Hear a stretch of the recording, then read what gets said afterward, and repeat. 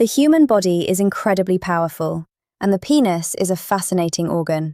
Today, I'm going to share 12 surprising facts about erections that I'm sure many of you haven't heard before.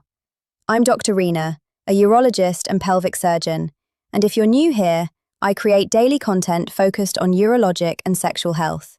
If you enjoy this kind of information, don't forget to subscribe and share this channel with your friends. Number 1. Babies can actually be born with erections. In one study involving 50 male fetuses between 36 and 39 weeks of pregnancy, researchers used ultrasound to take repeated penile measurements.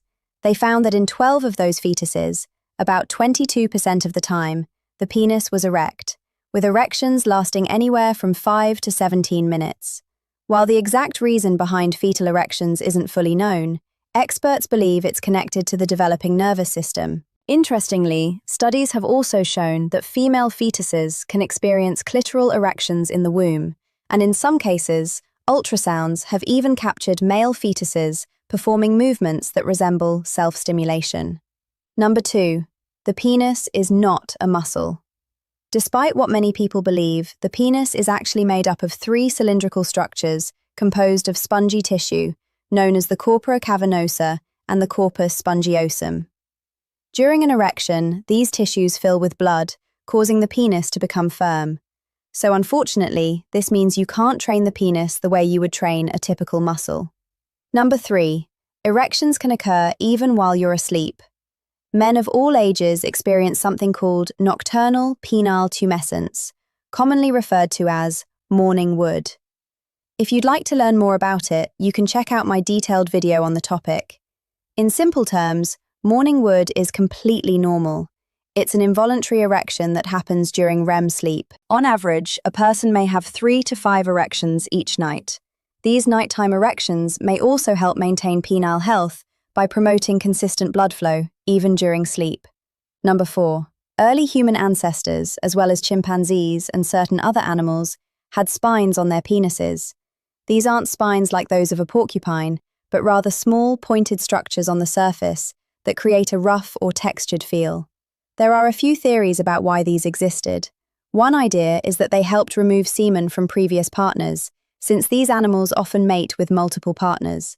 Another theory suggests that the spines increased sensitivity, allowing for quicker ejaculation and shorter mating times. Humans, however, do not have these structures. Scientists have discovered that a specific gene responsible for these spines, as well as whiskers found in other mammals, is absent in humans. It's believed that losing this genetic feature may have played a role in the development of our larger brains. So, in a way, humans may have lost penile spines in exchange for larger brains. This change may also have supported deeper intimacy, longer-lasting sexual experiences, and more complex connections with partners. Number 5. Shoe size or height does not reliably predict erection size. Sorry to disappoint, but having bigger feet or being taller doesn't mean anything when it comes to penile length. Scientific research has shown no consistent link between these factors. While genetics may play some role in size, height and shoe size are not accurate indicators. In fact, studies show a wide range of penile lengths across populations, and lifestyle factors like obesity and smoking can affect overall penile health. Number 6. It's possible to orgasm without an erection. Orgasm and erection are actually 2 separate physiological processes. Although they often happen together, they don't always have to. Many people associate erections with orgasm, but you can still experience orgasm without one. This means that even individuals dealing with erectile dysfunction can still reach orgasm. Number 7. Yes, it can break. A penile fracture is a rare but serious injury that can happen during intense sexual activity. About 1 in 175,000 emergency room visits involve this condition. It typically occurs when an erect penis is forcefully bent in the wrong direction, often during certain positions like reverse cowgirl, or from accidental impact, such as falling. Symptoms usually include a sudden popping sound, sharp pain, swelling, and sometimes difficulty urinating. Interestingly, Dennis Rodman has reportedly experienced multiple penile fractures. You can check out my detailed video on penile injuries to learn more. Number 8. Some people are showers, while others are growers. This refers to how much the penis changes in size between its flaccid and erect states. Growers tend to increase significantly in size when erect, while showers show less noticeable change and appear similar in both states. This is a real and studied phenomenon, often influenced by factors like tissue elasticity. If you'd like a deeper dive into the research behind this, be sure to watch my full video on the topic. Now here's a surprising one, number 9. Kellogg created cornflakes with the intention of discouraging masturbation. So, John Harvey Kellogg was a physician and health reformer who strongly believed that sex should only be for reproduction. He viewed sexual desire as harmful and even destructive, and he thought certain things triggered it, including spicy or flavorful foods. To address this, he created a very plain breakfast option in hopes of reducing those urges. Back in the 1880s, the typical American breakfast was mostly meat, often cold, jellied, smoked, salted, and fried in fat. Kellogg introduced cornflakes as a bland alternative, originally without sugar, believing it could lower libido and discourage behaviors like masturbation or sex outside of marriage. He also held some unusual beliefs about hygiene, encouraging frequent enemas throughout the day due to his strong fixation on cleanliness. With all that in mind, I'm not so sure I'll be reaching for cornflakes anytime soon. Number 10. Smoking can actually make your penis shrink.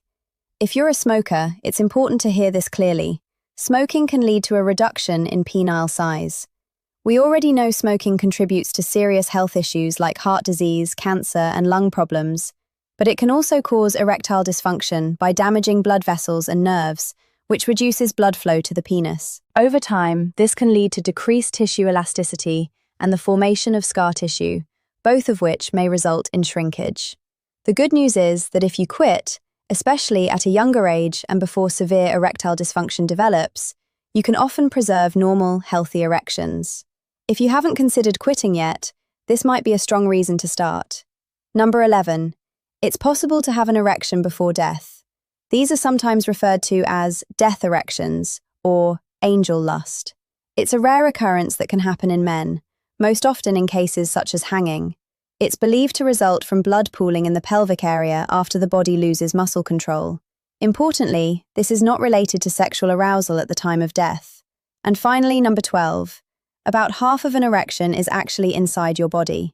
The erectile tissue doesn't just exist externally, it extends inward from the visible part of the penis and curves down into the perineum. If you've ever noticed a sense of fullness or firmness in the area between the scrotum and anus during an erection, that's why.